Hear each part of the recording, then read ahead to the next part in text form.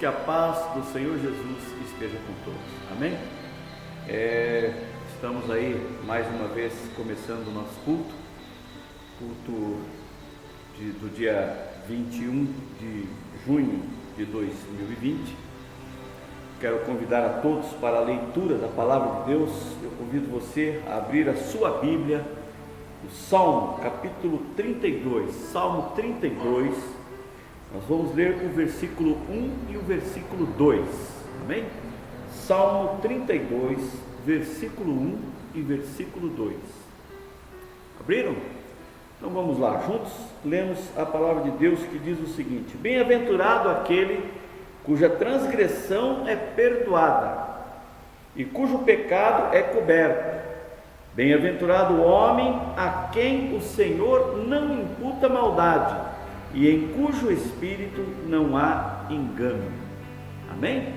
Nós vamos então hoje ouvir a palavra ministrada pelo pastor Roberto, logo mais.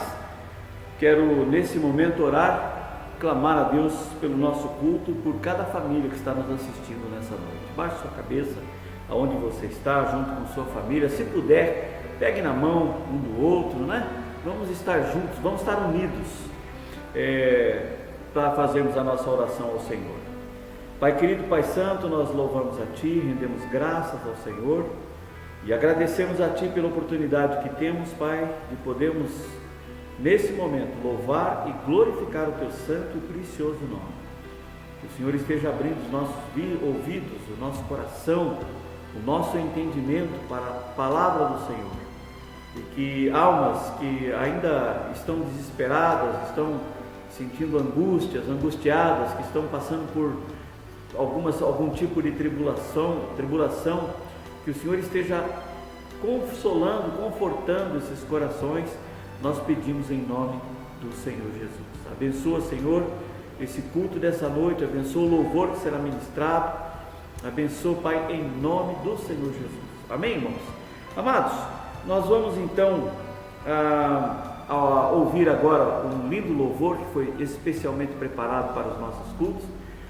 Deus seja louvado pelo grupo de louvor, né? Fizeram algumas gravações e tem sido uma bênção, né? O Rafael também tem nos abençoado aí com os cânticos que ele coloca no final. Que Deus seja louvado pela vida de cada um de vocês, agradecendo a todos os que de alguma forma cooperam, colaboram para que esses cultos se realizem, né? Ao Rafael, Ana Maria, minha esposa, ao pessoal do louvor, pastor Roberto. Agradeço a mim mesmo, né, pela disposição que Deus nos dá para podermos fazer esse culto acontecer.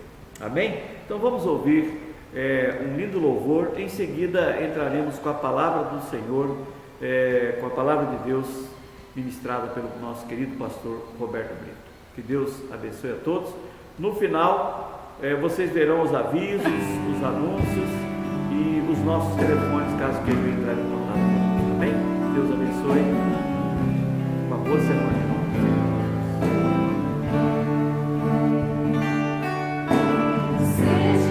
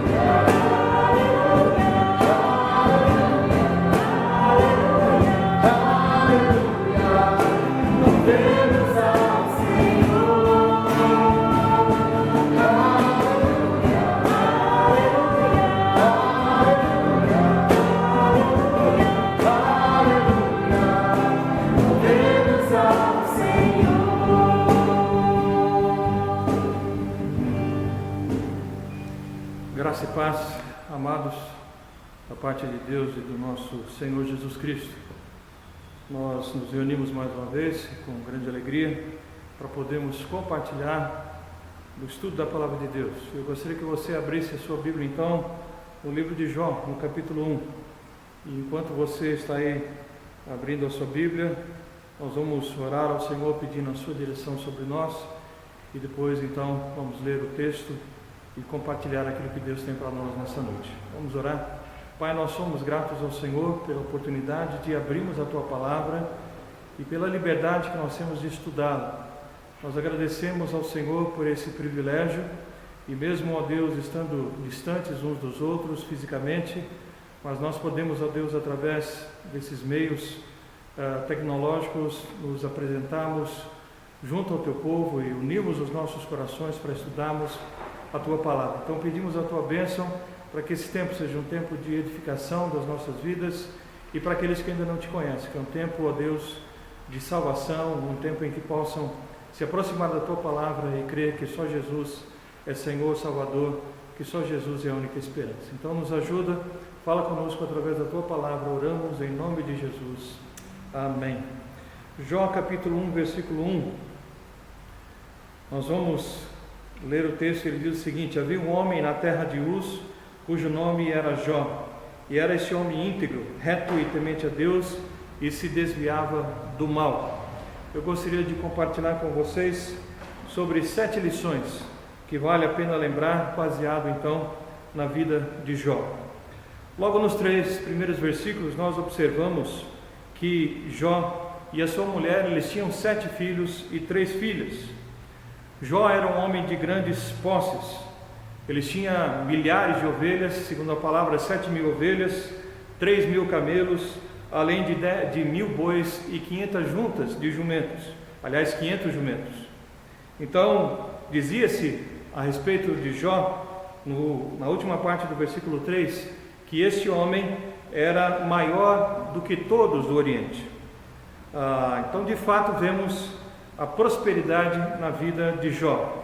Ninguém era mais conhecido e provavelmente ninguém era mais rico do que ele. Jó tinha absolutamente tudo que você possa pensar e imaginar. Era um homem extremamente próspero, é o que a palavra do Senhor nos informa.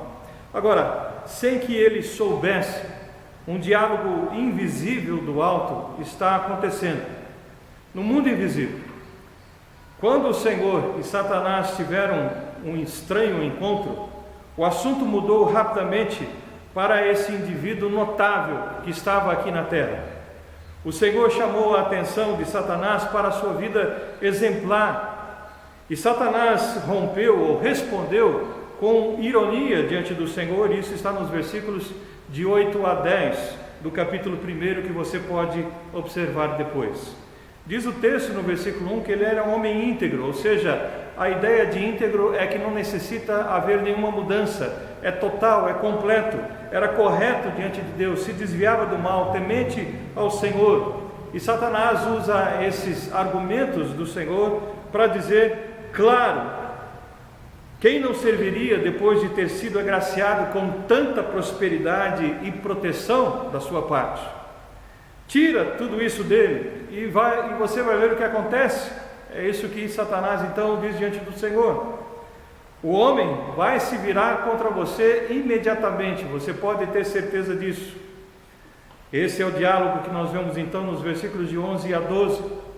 Deus concorda em deixar que o adversário então ataque Jó. Satanás providencia uma remoção súbita e agressiva de todos os bens desse homem, deixando-o falido, deixando-o na ruína. Em questão de minutos, tudo o que lhe pertencia desaparece. Dos versículos de 13 a 19, você vai observar essa história, que tudo ele vai perdendo, as suas posses, ele perde os seus animais, ele perde os seus servos, apenas alguns sobram para contar a história, e perde também toda a sua família, seus filhos e filhas, e ele apenas a sua esposa sobrevive. Isso nos dá então justamente a primeira de 7 lições que valem a pena lembrar, e a primeira dessas lições é que nós nunca sabemos antecipadamente os planos que Deus tem para nós. Nós não sabemos quais são os planos que Deus tem para nós. Jó não teve um conhecimento ou um aviso prévio do que ia acontecer. Aquela manhã começou como todas as outras manhãs. A noite ele havia provavelmente passado como qualquer outra noite. Não houve manifestação de anjos dando-lhe algum aviso, nem mesmo uma batida na janela ou um bilhete na mesa da cozinha dizendo o que ia acontecer. Em uma calamidade após a outra, todos os prédios da sua prosperidade ruíram, e nada além de madeira e de corpos foram vistos. Tudo aconteceu tão depressa que Jó ficou com certeza perplexo, atônito, espantado. Seu mundo transformou-se instantaneamente. Devemos, amados, aprender com isso. Nós nunca sabemos o que o dia vai nos trazer, de bom ou de mal. A palavra do Senhor diz que basta a cada dia o seu mal. Nós não sabemos o que pode nos acontecer daqui a alguns instantes. Os planos de Deus vão além da nossa compreensão. Os planos de Deus são maiores que os nossos, e muitos desses planos nós não compreendemos porque os seus caminhos são diferentes dos nossos caminhos. Andamos por fé e não por aquilo que nós vemos. Portanto, ninguém sabe antecipadamente o plano que o Pai inclui em nossas vidas. Qual é o plano que Ele tem para a sua e para a minha vida? E Ele também não tem obrigação de nos avisar sobre o que nos aguarda. Ele não tem obrigação de fazer isso. E aliás, é melhor assim, é melhor que não saibamos. Mas podemos estar certos de uma coisa: Deus sabe o que é melhor para cada um de nós. Com toda certeza, Ele sabe o que é melhor para cada um de nós. E se nós observarmos a palavra de Deus, nós vemos isso de uma forma muito clara em muitos textos bíblicos. Mas eu gostaria de me ater e de falar e de ler apenas dois deles. O primeiro se encontra no livro de Jeremias, capítulo 9, versículos de 11 a 13, onde o Senhor nos diz o seguinte sobre o seu cuidado para conosco: eu é que sei que pensamentos tenho a vosso respeito, diz o Senhor, pensamentos de paz e não de mal, para vos dar o fim que desejais. Então me invocareis, passareis a orar a mim, e eu vos ouvirei. Buscar-me-eis e me achareis quando me buscardes de todo o vosso coração. E ainda em Filipenses capítulo 4, versículos 6 e 7, não andeis ansiosos de coisa alguma, em tudo, porém, sejam conhecidas diante de Deus as vossas petições, pela oração e pela súplica, com ações de graças. E a paz de Deus, que excede todo o entendimento, guardará o vosso coração e a vossa mente em Cristo Jesus. Deus, amados, não quer nos destruir, mas Ele quer nos exercitar, Ele quer nos fortalecer. E se muitas vezes Ele permite situações adversas em nossa vida, e temos estudado sobre isso durante 2 semanas passadas, 3 aliás, no livro de 1 Pedro capítulo 4, sobre a razão do sofrimento. Então é por isso que a palavra do Senhor nos ensina. Ele deseja nos exercitar, nos fortalecer e não nos destruir. Mas nós precisamos estar prontos para tudo, porque nós não sabemos o que está por acontecer nas nossas vidas daqui a alguns instantes. O que eu preciso é estar preparado para atravessar toda e qualquer situação, toda e qualquer tempestade. Nossa vida, ela pode virar de uma hora para outra de ponta cabeça. Mas se isso acontecer, nós temos que lembrar da resposta de Jó, nos versículos de 20 a 22, e procurarmos trazer isso para a nossa vida também, e vivermos aquilo que Jó nos ensinou. Então Jó se levantou, rasgou o seu manto, rapou a cabeça e lançou-se em terra, e adorou ao Senhor e disse: nu saí do ventre de minha mãe e nu voltarei. O Senhor o deu e o Senhor o tomou, bendito seja o nome do Senhor. Em tudo isso Jó não pecou, nem atribuiu a Deus falta alguma. Que fidelidade, Que lealdade desse homem, que integridade, que retidão.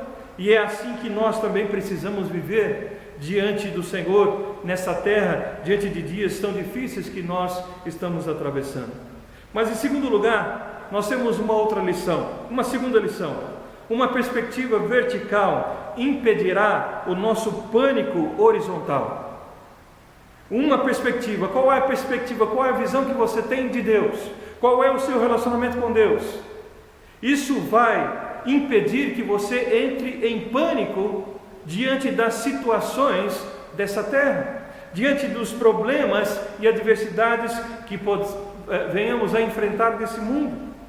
Jó, ouvindo sobre a calamidade que assolou a sua família, ele não entrou num estado mental confuso, negativo, agressivo, desesperado, como muitas vezes nós vemos muitas pessoas, por muito menos, começarem a questionar a Deus.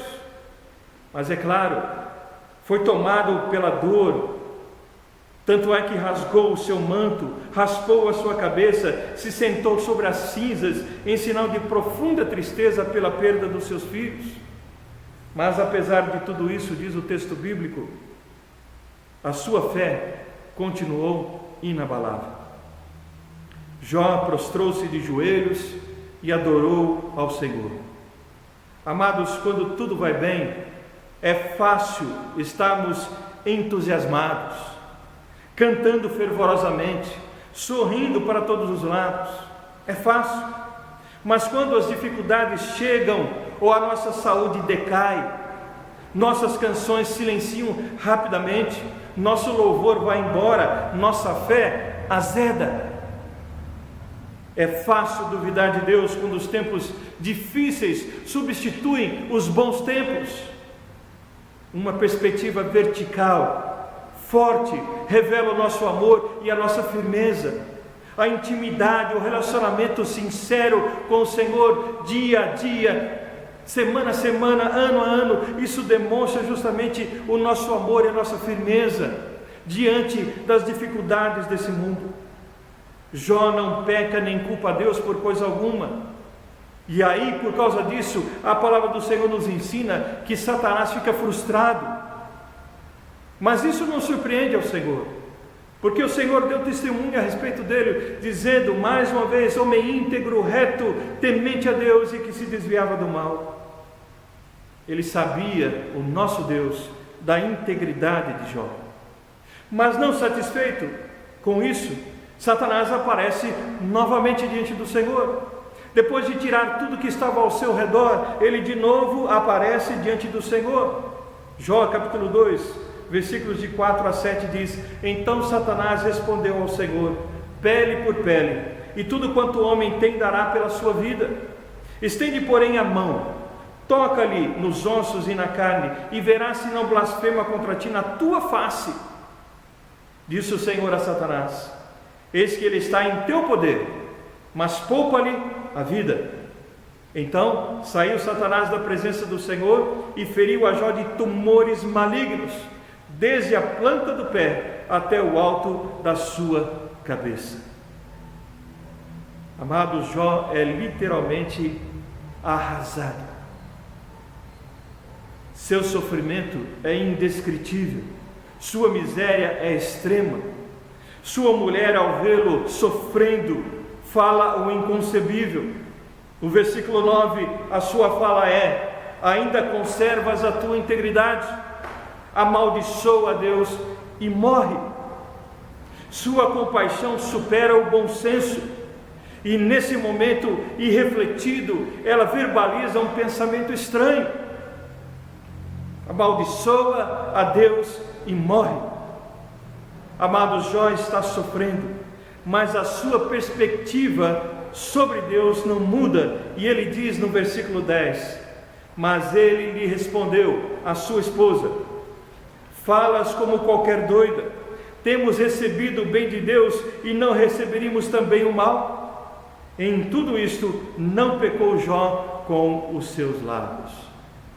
E com isso, amados, nós então, com essa declaração, a palavra do Senhor nos oferece uma terceira lição importante para cada um de nós, que é o discernimento.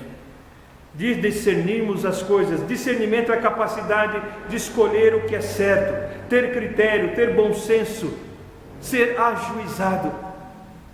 O discernimento é necessário para detectar o conselho errado de pessoas bem intencionadas. A mulher de Jó não era uma mulher mal intencionada, era bem intencionada, mas o seu conselho foi um conselho errado. Esse conselho veio da sua esposa, mas ele recusou-se a fazer o que ela dizia. Ele conservou a sua integridade. Satanás torcia para que Jó se inclinasse ao conselho da sua esposa, mas Jó discerne. Ele tem bom senso, ele tem juízo, ele tem critério, ele busca fazer o que é certo, e então ele prontamente rejeita o conselho da sua esposa. Sua resposta é firme, é objetiva: temos recebido o bem de Deus e não receberíamos também o mal. Amados, que julgamento maravilhoso! Deus não é o nosso Deus apenas quando tudo vai bem. Deus não é apenas o nosso Deus quando tudo vai bem. Há uma canção do compositor Delino Marçal que fala justamente a respeito disso. Ele diz assim: minha fé não está firmada nas coisas que podes fazer. Eu aprendi a te adorar pelo que és. Dele vem o sim e o amém. Somente dele e mais ninguém. A Deus seja o louvor. Se Deus fizer, Ele é Deus. Se não fizer, Ele é Deus. Se a porta abrir, Ele é Deus. Mas se fechar, continua sendo Deus. Se a doença vier, Ele é Deus. Se curado eu for, Ele é Deus. Se tudo der certo, Ele é Deus. Mas se não der, continua sendo Deus. Eu não o adoro pelo que Ele faz, eu o adoro pelo que Ele é. Haja o que houver, sempre será Deus. Que maravilhoso! Diante de tantas letras e de tantas músicas infelizes que temos nos nossos dias, esta é uma palavra bíblica. Nossa fé nele não fica limitada aos dias em que Ele nos abençoa, quando nós obtemos tudo o que nós desejamos. Ele é o nosso Deus mesmo quando a adversidade nos atinge, mesmo quando os problemas chegam à nossa porta, mesmo quando a pandemia assola o mundo inteiro. Ele continua sendo Deus. Ele é Senhor dos dias bons e dos dias maus. Ele continua sendo Deus. E deve você adorá-lo, não por aquilo que Ele faz, mas por aquilo que Ele é. Isso deve estar sempre no nosso coração. E daí então nós aprendemos uma quarta lição. Quando as coisas vão de mal a pior, a teologia correta nos ajuda a permanecer fortes e estáveis, inabaláveis. Qual é o conhecimento que você tem de Deus? Qual é o conhecimento que você tem da palavra de Deus? Qual é o relacionamento? Qual é a intimidade que você tem com Deus? É admirável ver que Jó, mesmo passando por tudo aquilo, ele continuava firme, sem qualquer tipo de hesitação, sem qualquer incerteza. Ele estava seguro em seu conhecimento de Deus. Em crises, amados, desse tempo, a teologia sólida é de valor incalculável. Qual é a sua teologia? Qual é a sua firmeza? Conta-se de uma mãe dialogando com a sua pequena filha sobre uma chuva torrencial. E a mãe então começa a conversar e diz à filha: filha, que chuvarada! Mal conseguimos ver as árvores lá fora. Se continuar assim, vai inundar toda essa área, talvez o mundo inteiro. A sua filha responde sem hesitar: mãe, isso nunca vai acontecer, porque de acordo com Gênesis 9, de 7 a 17, lemos que Deus nunca mais vai inundar a terra. E Ele colocou um arco-íris no céu para provar que a sua promessa é verdadeira. Nossa, você tirou um peso enorme de cima de mim, disse a mãe. A menina diz: a teologia certa faz isso. Como é notável, amados, quando alguém que está sofrendo pode ensinar quem tem saúde. Faça um esforço para não enfraquecer a sua base teológica, o seu conhecimento da palavra de Deus. Firme-se na palavra e não em achismos. Não troque um falatório atrapalhado por aquilo que é concreto, aquilo que é de duplo sentido, por aquilo que é coerente dentro da palavra do Senhor. Envolva-se no estudo da palavra de Deus. Dê valor àqueles que estão estudando e transmitindo a você a palavra do Senhor. E fique firme nessa teologia da palavra de Deus e não em conversas que não têm nenhum sentido. Quando menos você esperar, se você não agir dessa forma, meu querido, minha querida, isso vai prejudicar você. Isso vai prejudicar a sua vida, vai prejudicar os seus familiares, vai prejudicar o seu testemunho, as pessoas que estão próximas a você. Se o seu testemunho não for correto, se o seu conhecimento bíblico não for correto, você e outros poderão ser tremendamente prejudicados com isso. Concluindo nessa noite, onde você está ancorado? Onde você está alicerçado? Qual é a sua segurança? No dinheiro? Na sua inteligência? Na sua capacidade? Talvez no nome da sua família? Nas suas posses? No poder que talvez você detenha em suas mãos? Nada disso pode dar segurança a você. Basta olharmos ao redor e vermos o que está acontecendo com o mundo. Um vírus está virando o mundo de ponta cabeça, de cabeça para baixo. Onde está o poder das nações?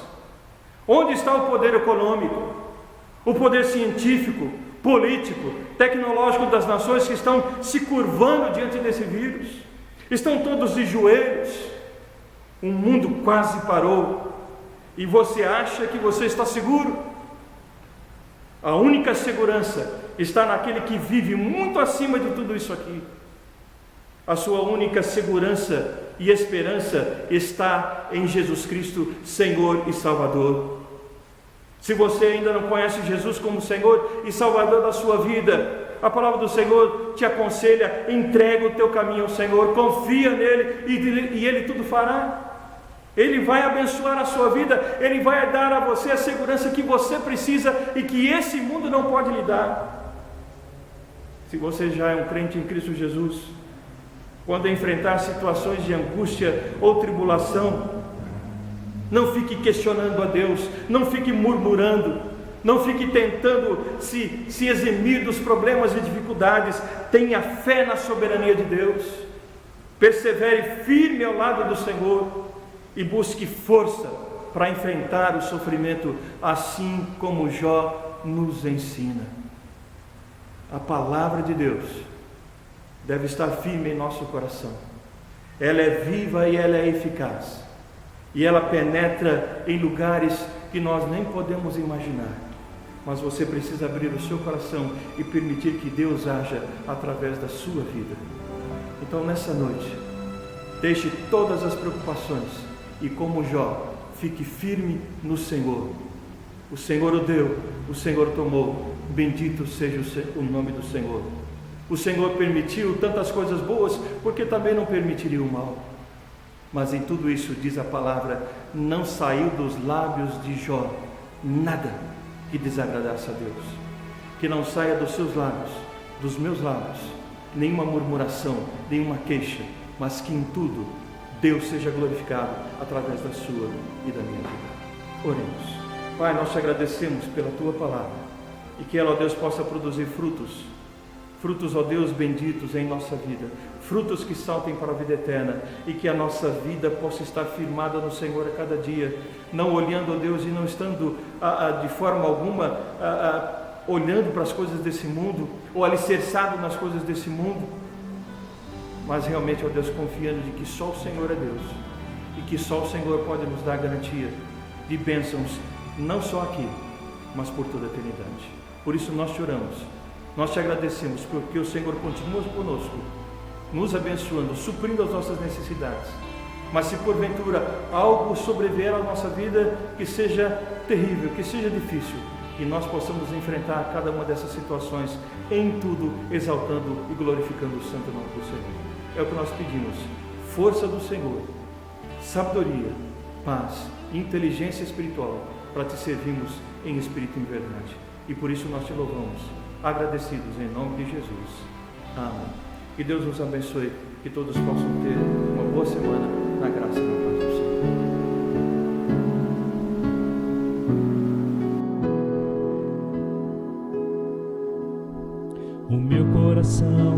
anseio de ver tua glória, enchendo a terra como as águas cobrem o mar, de ver se cumprindo na igreja a promessa que diz: aquele que crê obras ainda as maiores fará. O muito que nós temos visto não passam de gotas diante daquilo que podes e queres fazer. Ó, faz chover, Senhor, águas que reguem a terra, que façam brotar a semente dos frutos de um avivamento. Ó, faz chover, Senhor, atende o teu povo que clama, que anseia por ver o teu braço agindo com poder e graça em nossa nação.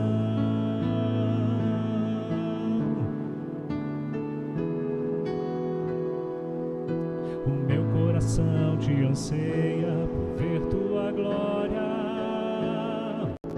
enchendo a terra como as águas cobrem o mar, de ver se cumprindo na igreja a promessa que diz: aquele que crê obras ainda maiores fará.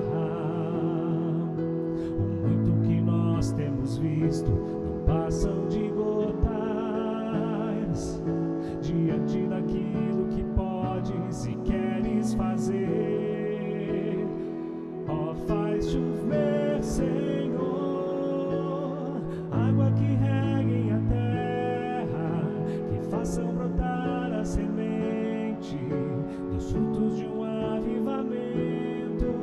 Ó, faz chover, Senhor, atende o teu povo que clama, que anseia por ver os teus braços agindo com poder e graça em nossa nação.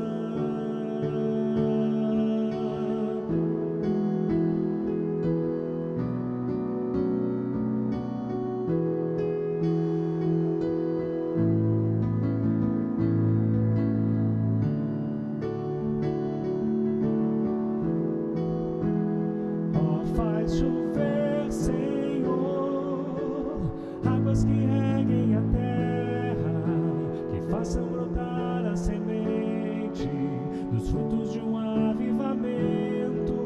Ó, faz chover, Senhor, atende o teu povo que clama, que anseia por ver o teu braço agindo com poder e graça em nossa nação, agindo com poder e graça em nossa nação, agindo com poder e graça em nossa nação, agindo com poder e graça em nossa nação.